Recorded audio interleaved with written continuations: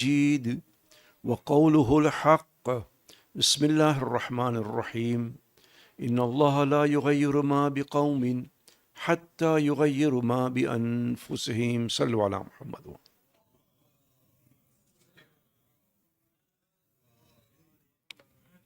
Assalamu alaikum wa rahmatullah. Last night I was talking about some of the challenges that we face living in the diaspora, living away from home. Although some of us may consider Singapore home, but for many of us, we are living away from our original home.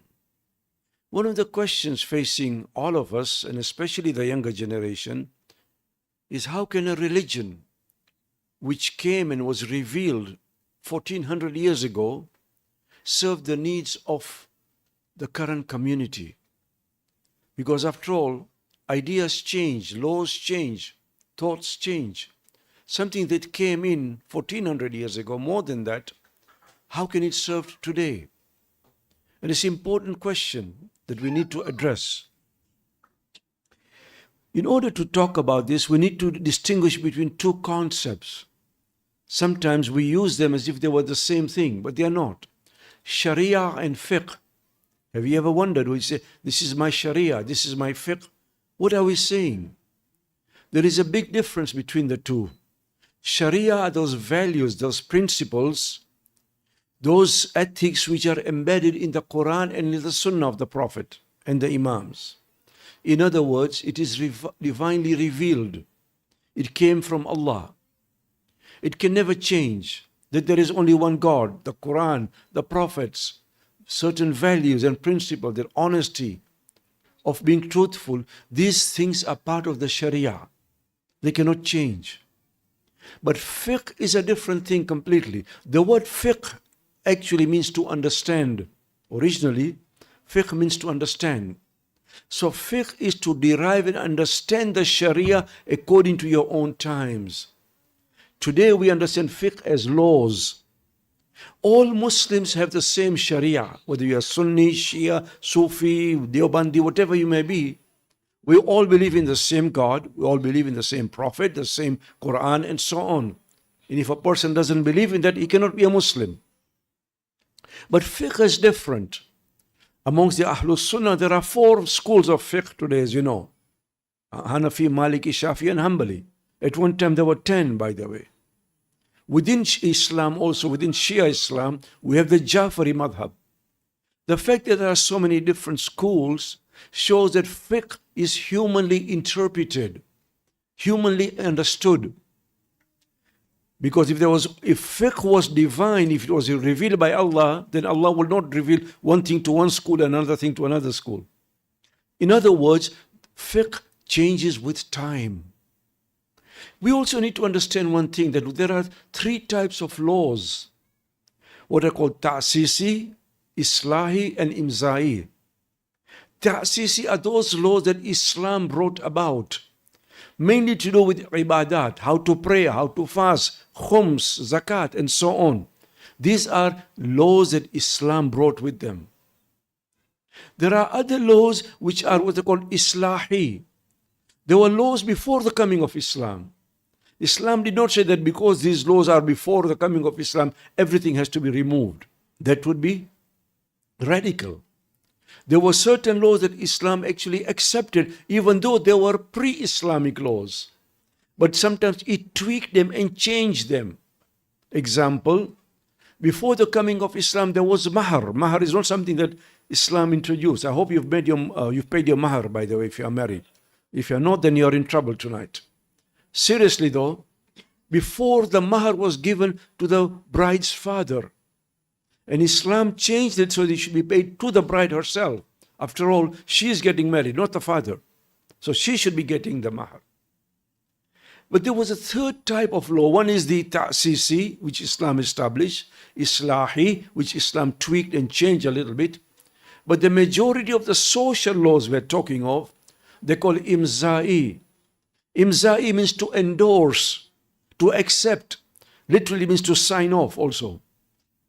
There are many laws before the coming of Islam, like the laws of retribution, the laws of marriage, the laws of business contracts or agriculture and so on, because they were not against the preachings of the Quran, Islam endorsed them and accepted them. In other words, it did not change the law unless it had to. What does it tell us? That just because something is pre-Islamic does not mean that it's un-Islamic. In other words, if a law is there and is working for that particular community, it can be accepted. As Islam spread, newer issues came up, just like what we have today. Living in the 21st century, there are certain things that are coming up today that were not there before. For example, IVF, in vitro fertilization. If a woman cannot conceive, for example, can she have a donor to help her conceive? As long as the sperm is from her husband, it's okay, even if it's not original or within her stomach. But these are certain laws that are coming up now. In the past, similarly, as Islam expanded, newer issues arrived. One of the questions was this, and the law was different according to where you went, by the way. Supposing there was a girl who was about 18, 19, she had attained what we call Rashida. In other words, she had the powers of maturity. She could understand. She wanted to get married. But does she need the permission of her wali? Wali is the guardian. Does she need the permission of her wali to get married? According to Sunni law, the law depended on where that girl was. If she was in Medina, and Medina was very Arab in character, because Umar, the second caliph, said that only Arabs can live in Medina. If non-Arabs can visit, or they can be a slave, but if you are not an Arab, you cannot live in Medina. You can visit. So Medina was very Arab in character. That girl, if she was in Medina, she had to have permission from her guardian. That's the Maliki law.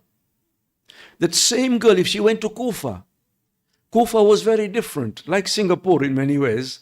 You have different groups there. You had Arabs, you had Ajam, that is non-Arabs, you had Africans, you had Babylonians, and so on, Nubians. Because of the different character and because the Imam, the Sunni Imam in Kufa was Abu Hanifa. That girl, if she went to Kufa, she would not need permission of her guardian to get married. That same girl. In other words, the law changed according to where she went. What does it tell us? That how laws were actually susceptible and connected with local culture. Another example that might shock you. Suppose you have a woman whose husband went AWOL. You know what's AWOL? Absent without leave. We don't know where he is. Is he dead? Is he muttering around? Is he got another woman or what? How long does she have to wait for before she can remarry? Anybody want to guess? How many? Well, not much. According to Hanafi law, she has to wait 120 years. If he doesn't turn up after 120 years, then she can marry. I don't know about you, but I have not even seen a woman of 120 years with her dentures falling out looking for a husband. Shafi says, no, 120 years is too long. She only waits 90 years. Can you see it? It's so unpractical and very unfair to women, isn't it? Maliki law was more practical, just 5 years. Our law, by the way, says that no, she will take her case to a mujtahid, Jami Sharia, and he will do a research after a reasonable time when it is sure that the husband is no longer going to come back, could be 3-4 years, she can remarry. That is what we mean by how law is susceptible and open to change according to the time. Sallu ala Muhammad wa ala.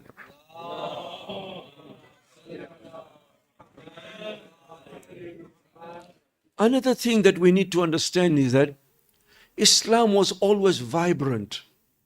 It was always able to interact with different cultures. After all, as I mentioned before, Islam spread wide. Within less than 100 years, Muslims were in Spain. The Prophet himself passed away in 632. By 711, I call it the year of the grocery store, 711, Muslims were in Spain. Before that time, Muslims were in the frontiers of China. They'd already gone to Sindh. So Islam spread wide.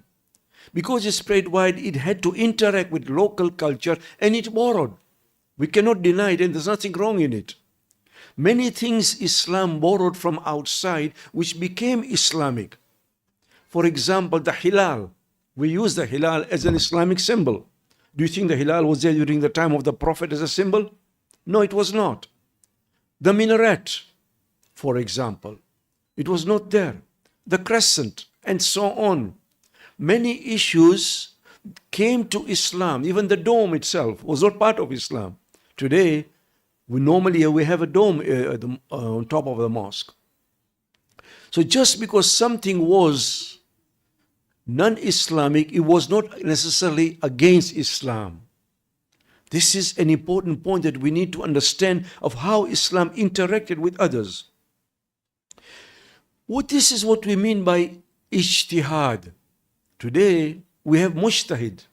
Ijtihad literally means what I call mental jihad, because jihad can be of different types. In other words, somebody who is able to revise, reinterpret the law according to the needs of the times. And the law, as I said, can change. Look at Sheikh Tusi, the greatest scholar in my view that we've ever had is Sheikh Tusi. If you go to Najaf, one of the doors of Najaf to the Haram is called Babu Tus.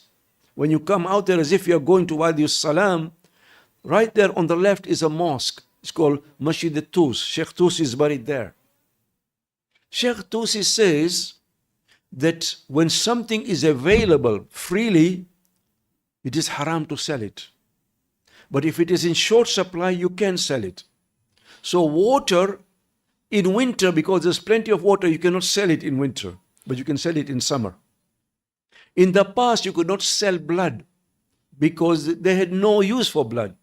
Now we know that you can actually use it for transfusion. So we are allowed to sell blood, although I would not do that, but it is allowed to do that. In other words, the law was open to change, to revision according to the needs of the time. It's important to understand that principles do not change. Sharia does not change. Laws do. And therefore, salat will be the same salat forever. You cannot say that today I'll pray Maghrib for 2 rakat, although you may want to. But you cannot do that. Nobody can say that alcohol is okay, because it is firmly embedded that you cannot do that. But as I said, certain laws, especially social transactions, can and must change. There is a new genre, new kind of literature that's coming up. And by the way, a lot of it is on the internet today. If you want, there is an internet site that you may already know of, alislam.org, not .com. .com is on the other side. Alislam.org is the Shia's website. There's a lot of very good material on there. There's a new kind of literature that is coming up. It is called fiqh lil mughtaribin. Fiqh for those who live in the West. Our amaraji, our scholars are aware, fully aware of the newer challenges of Muslims living away from the diaspora, from where they originally were. And newer issues are arising, especially you are living in the West, which were not there if you are living in Najaf or in Qom. As you are aware, there are Muslims now living in the tundra, in the Arctic. If you Google, alhamdulillah, we have Google these days, there's a mosque of the midnight sun in my country, Canada, where the sun doesn't set in summer. The question is, how do you pray in summer? How do you fast? You can't fast 24 hours. You have to pray and divide your prayers accordingly. There the mujtahideen have given different fatwas. Some say that you follow the nearest city which has sunrise and sunset. Others say that if you cannot fast, you migrate to a city whereby you are able to fast. Others say, no, you only fast 18, 19 hours. Because there is a certain principle in the Quran. Wallahu yuridu lakumul yusr, wa la yuridu lakumul usr. Allah wishes ease for you. He doesn't want to make religion difficult for you. Sometimes we make it difficult for ourselves. Allah doesn't want to do that. Haven't you found that you get emails after email that Coca-Cola is haram, Pepsi is haram, I don't know, Colgate is haram. Papa, what do you want to do, to die?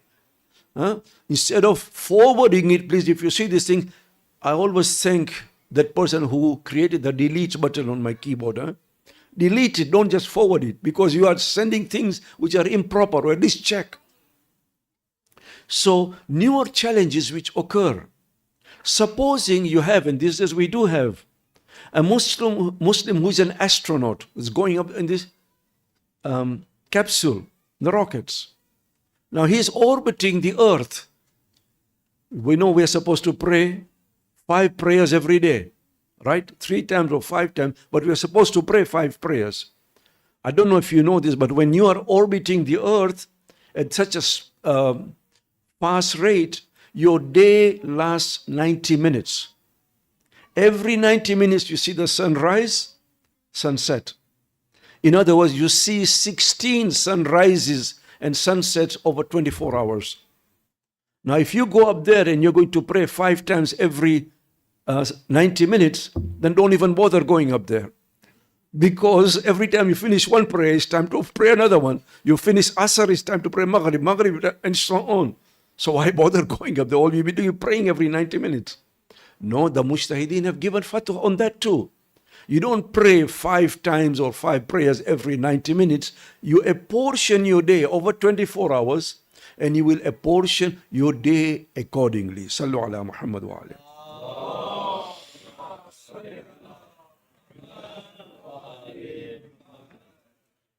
There is clearly then one of the challenges that we face today is to revise, rethink the laws. And by the way, this rethinking, revision cannot be done by you and me. You need experts in the field. That's why we do need mujtahideen. And that's why we have these kinds of new literature which are coming up, which are telling us how to address newer issues. There are different principles within Islam which enable us to implement this. We cannot live in a law. We do not live in an era where we have slavery, for example. Do we have slaves now? Thankfully, no. Or, for example, our books in the past used to talk about child marriages. In that culture, it was acceptable. Now we do not allow it. Even Iran has imposed a limit that a child under the age of 16 cannot be married. It just goes to show how dynamic Islamic law is. But there are principles also. So, for example, one of the principles is that of maslahah. You implement a law which is in the interest of the community at that particular time. It may not have been convenient in the past, but in this day and age, that is in the interest of the community. You have a house, for example, I'm giving you a hypothetical example. You have a house, and the government has to put a road right through there where you are living. Does the government have a right to tell you that you sell your house to us so that we can build a road, a highway around there? Normally we believe in private property, that yours is yours, nobody can touch it. But under certain circumstances, in the interest of the community, the government can force you to do that. Just one example. There are other examples also of principles that are being used, especially today, by the way. As I mentioned, there are newer issues today which are being confronted by the scholars. The ecology, climate change, for example. Can a government tell you and tell me that you have to go green, that you have to preserve the climate? Islam has always been very, very careful about this. But many Muslims are not. You go to, for example, many Muslim countries, the West is more conscious about greenhouse emissions and gas emissions than many Muslim countries are. You find plastic bottles and so on all over the place in Muslim countries. But can a government, because it is in the interest of the Muslim community, not only now, but in the future generation, that principle is called la dharar wa la dhirar. There is no harm and no injury in Islam. In other words, if something that I am doing is harming the Muslim community. Maybe not now, but we know for sure that it will harm the community 20, 30 years in advance. In that case, the government can use that principle and tell me, no, you cannot do this. You cannot have greenhouse emission and so on. You have to have go green, preserve the environment. Traditionally, we never talked about these things. But now more and more, the ulama are coming up with these kinds of fatwas so as to protect the environment and above all to protect the interests of humanity. Sallu ala Muhammad wa ala.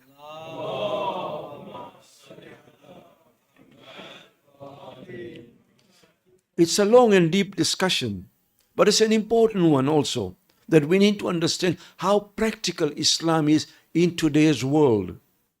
There are certain areas where Islam traditionally don't have a law. It's called mintaq al-faragh.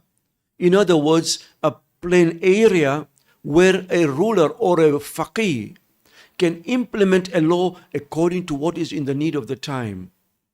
So for example, Islamic law does not have anything to say about whether the Quran is created or not created. You'll be surprised how Muslims even persecuted and even killed people in the past because somebody had a different notion whether the Quran is created or not created. Papa, why are you worried about? You worry about reading the Quran, huh?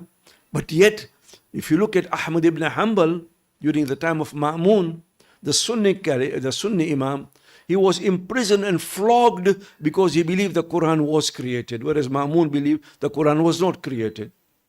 There are other issues, for example, that of kidney donation. You want to donate your kidney. Again, this was not there in the past. Are you allowed to do that? Trade unions, are you allowed to do that?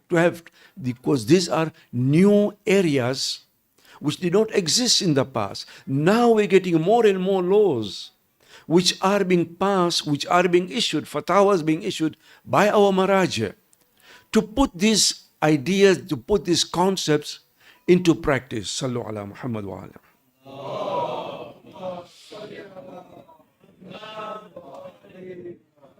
Similarly, laws on bonds and shares, on insurance and so on, things that we take for granted. All we do is just ask a mujtahid and he tells us. But there's a lot of thinking goes behind it because you have to derive the law according to the needs of the time.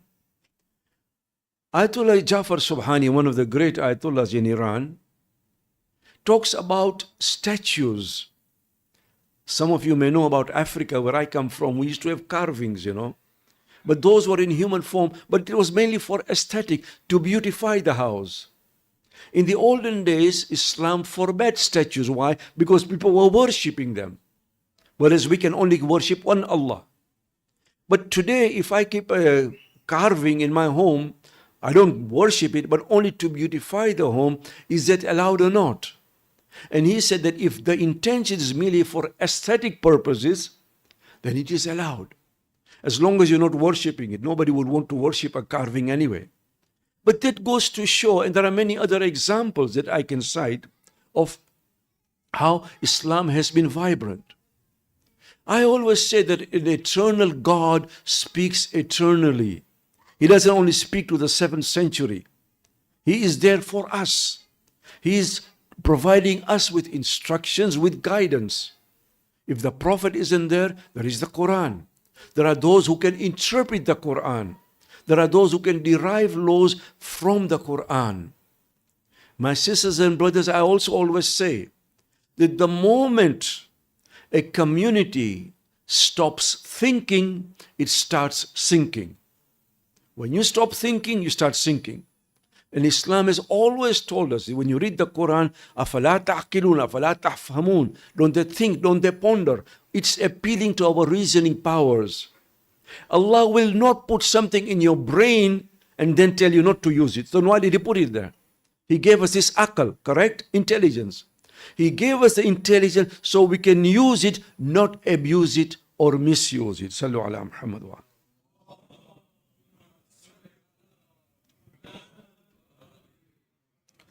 Coming back to the whole issue of living in the West then, especially for the younger generation, and we had a good discussion today with some of the youth. that part of the problem is that we have two different cultures, two different generations of people living in the West. One is the immigrant community, immigrants who migrated to the West or to Singapore, but when they come with their own mindset, their own culture. We did this in Iran or in Iraq or in Afghanistan, in Pakistan, in Africa. We have to do the same thing here. But our children, most of them are either born here or raised here. They don't think along Pakistani or Afghani line. They think along Singaporean lines, right? Because this is what they're used to. They eat Singaporean food, they wear Singaporean clothes, and they speak Singaporean also. Some of them, I must admit, with their accent, I have to ask them 2 or 3 times to repeat it, because I'm not Singaporean. I remember once I went to a center, and a young boy comes up to me and he says, my daddy says I must be going to Pakistan every summer. I said, good for you. Why should you go to Pakistan every summer? So that I can become more Islamic. I said, wow. So Islam resides in Pakistan? My friends, Islam does not reside in Pakistan. It resides in your heart. Islam does not depend on where you are. Islam depends on who you are. You can be in Mecca and be a perfect kafir. And you can be in the Antarctica and be the best Muslim. Because Islam is in your heart, my friends. And I said to him, your daddy is sending you to Pakistan, not that you should become a better Muslim, but you should become a better Pakistani. It is true, isn't it? That we seem to think that if you stick to the original culture, you are a good Muslim. My friends, we have to understand there is a difference between culture and religion. And therefore, many a time, parents are not able to communicate with their children because the children think differently. You know, they have a yo culture. You ever know yo culture? Yo, assalamu alaikum, yo, you know, that kind of stuff. Then you have to say, yo alaikum salam. Even if I am a grandfather, I have to tell, because that's the only way that I can communicate with my grandchildren. Yo, bapa, assalamu alaikum. Okay, if you want to say yo. But this is the kind of culture, and they think differently. The youths differentiate between our Islam and the Islam, between our understanding our cultural Islam and the Islam-e haqiqi, as we call it, not the Sunnati Islam, not the cultural Islam, but the Islam of the Quran and of the Prophet and the Imams. And sometimes we seem to think that because we practice certain things in a certain way back home, that was the original Islam.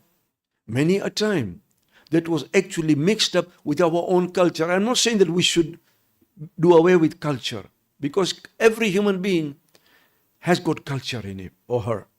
But then we should also be able to understand that we are living in a different times.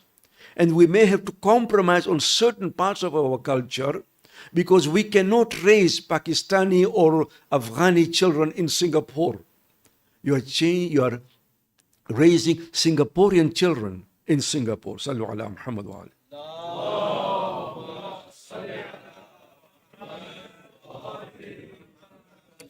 You see, these youths, they are very sincere. From what I can tell, they're very sincere and they're also very smart. If you try and outsmart them, they'll outsmart you. Believe me. A friend of mine was telling me, he was teaching in a madrasa in New York. And he was teaching 5-year-old kids. So he wanted to test a 5-year-old. He says, you know, the Quran says, the teacher is telling the young student, the Quran says Nabi Yunus was eaten by a whale. How can a whale eat a whole prophet? Of what does a 5-year-old know? He scratched his head, Malim, I don't know the answer. But when I meet Yunus in heaven, I'll ask him there. So the teacher wanted it to be more smart. He said, well, supposing Yunus is in hell, then what will you do? And the 5-year-old said, then you can ask him there. A 5-year-old sends his teacher to hell. Huh? This is how clever they are. No, seriously though. One other thing about the younger generation, we were talking today with the youths about identity. And it's very important that you do not compromise your values, you do not compromise your identity. The question is, where do you build or how do you build your identity? One of the most important things that Muslims did, wherever they went, and especially the Shia Muslim, was to build a mosque. If they could not build a mosque, at least have a center. If not a center, then at least even meet in a basement. Why? Because there are different purposes and functions of that center. Is to build closeness within the community. At the same time, to hear the majalis. The majalis are not only for crying, is also to build our identity. Close affiliation with the Shia faith. Because that's where we hear about it. So the center becomes a focus, a very important element in building our identity and at the same time transmitting our beliefs and our practices to the next generation. I'm not worried about the parents because alhamdulillah, we are born and we are raised and we are going to die as Shias. What about our children and grandchildren and great-grandchildren? And that's why it becomes very important that we maintain a center and above all, we transmit our particular teachings to the next generation. Equally important is the madrasa, because the member cannot teach everything. The madrasa becomes a very important institution to teach the younger children of our values, our beliefs, our history, and so on. And more importantly also, the first madrasa is at home, by the way. The parents need to practice what they preach. Whatever is taught in the member or on the madrasa should be practiced by the parents themselves first. Because you cannot teach something to somebody when you don't practice it yourself. So these three concepts then, the member, the madrasa, and the mummy and the daddy become important elements in transcribing our identity. One of the things, not only your youth, but I'm not talking of Singapore now, I'm talking of other places, is that we have noticed that the youth do not come to the mosques, or they only come on certain occasions. They are called Rim Muslims, Ramadan, Eid, Muharram Muslims. Otherwise, you don't see them. So they come, or if they come, they become basketball Muslims. They play basketball outside. They only come during Matam inside. Why is that? And some of them, as I said, they are very, very honest. And they said that the emptiness of the mosque reflects the emptiness of our hearts. You build structures, you build beautiful mosques, alhamdulillah, that's great. But what you forget to build is the hearts and the minds of those who are going to occupy those places. In other words, although since we came to the West, we changed the language, we now speak English, but we need to change the substance also of what is taught, of what is preached. Because these youths, unlike the parents, 90%, 95% go to universities, colleges, right? Where they are intellectually engaged. They are challenged to think. And when they come to the mosque, if it's just a monologue or things that are being taught which are not in touch with the reality of the time, then they are not interested. They want to know about transgender surgery, for example, about euthanasia, about bioethics, about the environment. What does Islam have to say about this? About what does Islam say about beauty, and so on. So I would humbly suggest that whoever you get as a speaker, give them certain topics, that these are what we really need to know about. Because if we're just going to regurgitate and talk about the same topics as before, they'll not be able to engage the youth. Sallu ala Muhammad wa alayhi.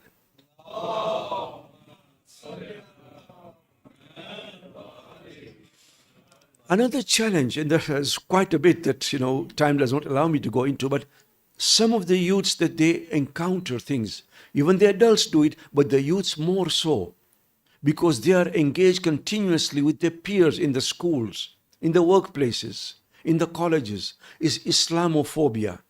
As you are aware, there's a lot of Islamophobia going on in different parts of the world. And this can take different forms. Sometimes they discriminate against you. There's hatred against you. If you come to Canada, for example, almost every other week, some mosque is being vandalized because of Islamophobia. And this can take very subtle forms. Sometimes we don't even realize. I was reading somewhere, they were talking about the three religions, Judaism, Christian, and Islam. And look what it says. The Torah says, the Bible says, the Quran claims. Right? Those say this claims. Claims means what? Means maybe it's true, maybe it's not true. But the fact that they use different terms shows very clearly what they think about Islam.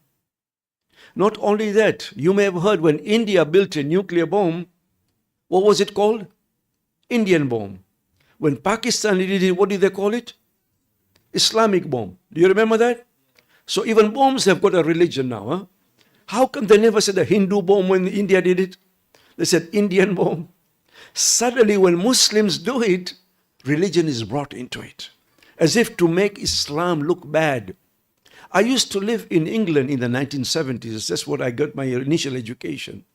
If you recall, at that time there was a civil war between Southern and Northern Ireland, because Northern Ireland was occupied by the British.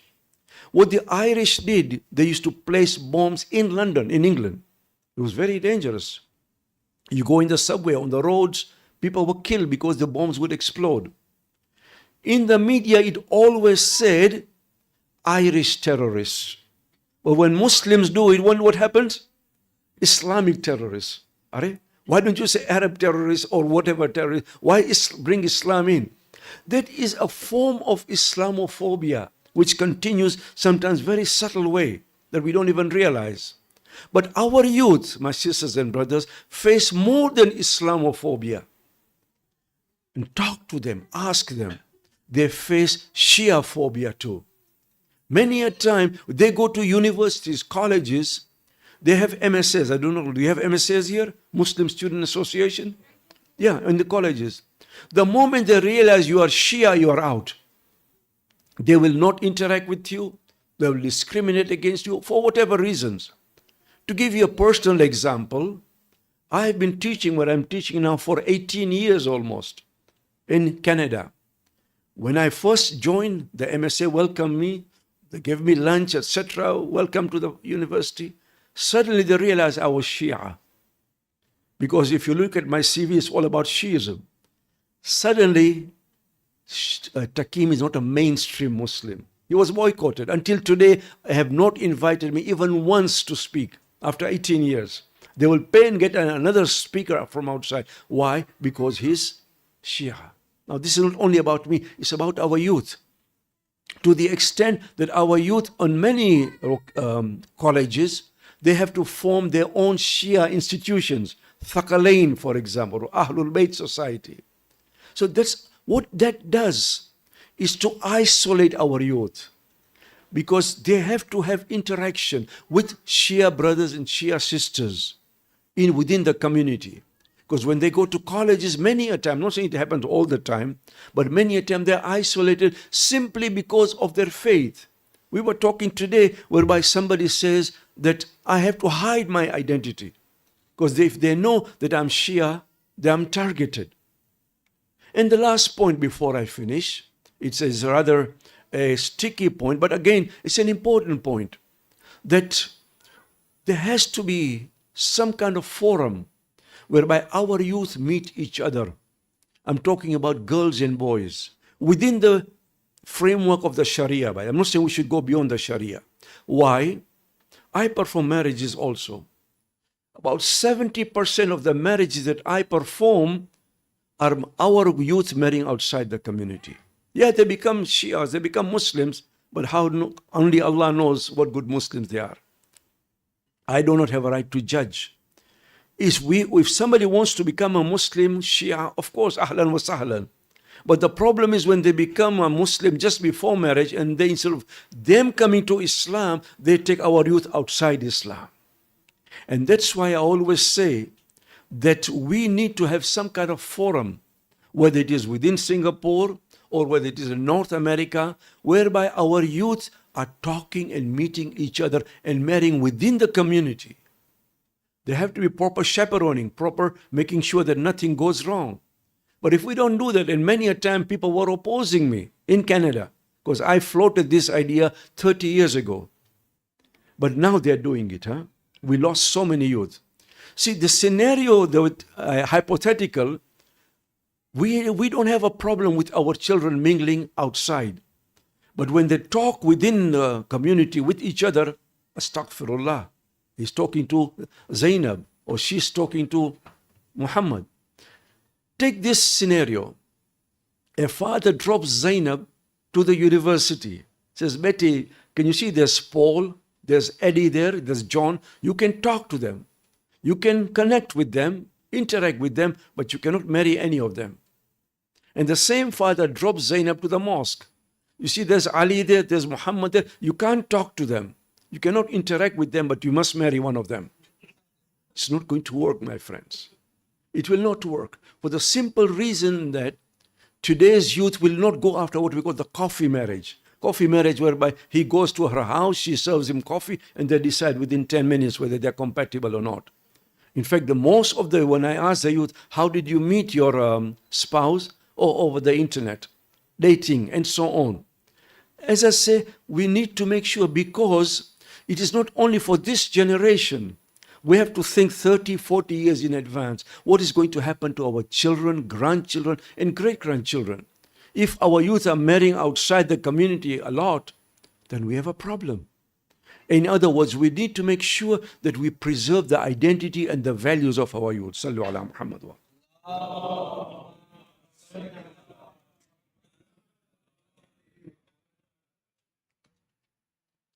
We are marking the Arbain. Some people ask, why 40? 40 is important not only in Islam, in different religions too. According to some riwayat, Isa alayhi salam fasted for 40 days. When Musa went to meet Allah, how many days did he spend with Allah? 40 days. The Prophet himself told us that you preserve and remember 40 hadith. According to Imam as-Sadiq, he says, if 40 mu'mineen sit together and ask for something hajat, Allah will accept their hajat. And Imam Hassan al-Askari alayhi salam tells us, Sallu ala Muhammad,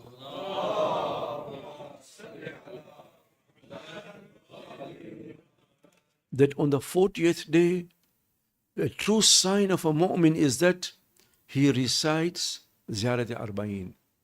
So 40 is important for us, because 40 signifies the time when, according to many riwayat, the Ahlul Bayt were released from prison. It was a traumatic experience. Can you imagine, as I was saying, for Zainab and the children, what they went through, not only in Karbala, but after Karbala. As we are aware, Imam Zain al-Abidin was asked, what is the most difficult time? He said, Ash-Sham, Ash-Sham, Ash-Sham. Zainab enters Kufa. You know, the power of the powerless lies in their words. Zainab alayhi salam was not only a very strong woman, she was also a very powerful woman. And her power came in the speech that she gave. In fact, when she spoke against Ibn Ziyad in Kufa, Ibn Ziyad did not recognize her. He said to his people, who is this lady who speaks like that? And he told, this is the daughter of Ali ibn Abi Talib.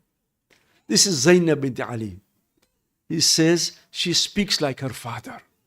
Her father used to speak like that. Because the choice of words, the power of speech is a blessing from Allah subhanahu wa ta'ala. And Zainab had that speech. When she entered Kufa, and when she saw the people were rejoicing and celebrating, she started speaking out to them. Not only Zainab, but even Kulthum. Zainab says, oh people, do you know who we are? We are the children of the Prophet himself. You invited Hussein, my brother, the grandson of the Prophet, and you killed him? Oh people, what are you going to answer the Prophet? You have broken the heart of the Prophet. And the ladies, when they heard it, says, Zainab, we did not know about this. Who are you? Tell us about it. Zainab used to live in Kufa when Amir al-Mu'minin was in Kufa. Oh people of Kufa, you killed us, now you are crying over us. May Allah never forgive you for what you have done. Azadarana Hussein. Zainab went through so much trauma, but we have to thank her for saving our Imam 3 times on the Shami Ghariban. When the tents were on fire, it was Zainab who carried Zainul Abidin out of the tent to save the Imam of the time. In Kufa, when Ibn Ziyad wanted to kill Zainul Abidin, it was Zainab who said and protected Imam Zainab. He says, oh Ibn Ziyad, you'll have to kill me first before you kill him. The same thing happened in the Darbar of Yazid. Says, Yazid, you will not touch my nephew until you kill me first. This was Zainab bint Ali speaking, and we'll talk more about her khutbah to Ibn Ziyad and also to Yazid. While Zainab was speaking, Ibn Ziyad says, don't you see how Allah has treated you, how He has humiliated you? Do you know what Zainab says? Ma ra'aytu illa jamila. I have seen nothing but beauty. Because shahadat is in our blood, O Ibn Ziyad. Allah will torment you. Allah will judge you. Allah will punish you. Azadar Hussein, as Zainab was speaking like that, a person stood up. His name was Abdullah ibn Afif. Abdullah was blind. He was blinded as Siffin. Abdullah could not see, but he could hear. He turns to the people. He says, oh people, tell me, has Qiyamah arrived today? Has Qiyamah arrived? They say, why do you say that? He says, I can hear the words of Ali ibn Abi Talib. What is Ali doing here? They said, this is not Ali. This is Zainab bint Ali. He says, what is Zainab doing here? He says, Zainab is a captive today. There is the head of Hussein. And Ibn Ziyad is playing with the lips of Hussein. Abdullah ibn Afif says, oh people, where is your conscience? How can you keep quiet? Give me my sword and tell me where the enemies are. Even though I cannot see, I will fight with them. Azadar Hussein, as Ibn Ziyad was playing with the cane, with the lips of Imam Hussein's head, a person, a Sahabi called Zayd bin Arqam stood up. He says, Ibn Ziyad, don't you have any shame? I have seen the Prophet was kissing those lips. He was kissing those lips, and today you are playing with them. A time comes that Zainab, when she goes into Sham, as she's about to enter the Darbar of Yazid, she turns towards Najaf and says, oh my father, you tell me, how can I go into this Darbar where there are women who are singing, where wine is served? My majlis is finished. This much I will say. In Kufa again, the head of Habib Madahir was being beheaded. Somebody took the head and tied it to his horse. As he was going in the streets of Kufa, he saw a young boy coming after him. The Zalim said to the young boy, why do you keep coming after him? The young boy said, don't you know that is the head of my father? Because Habib used to live in Kufa. Allah lanatullah al-qawm al-zalimin.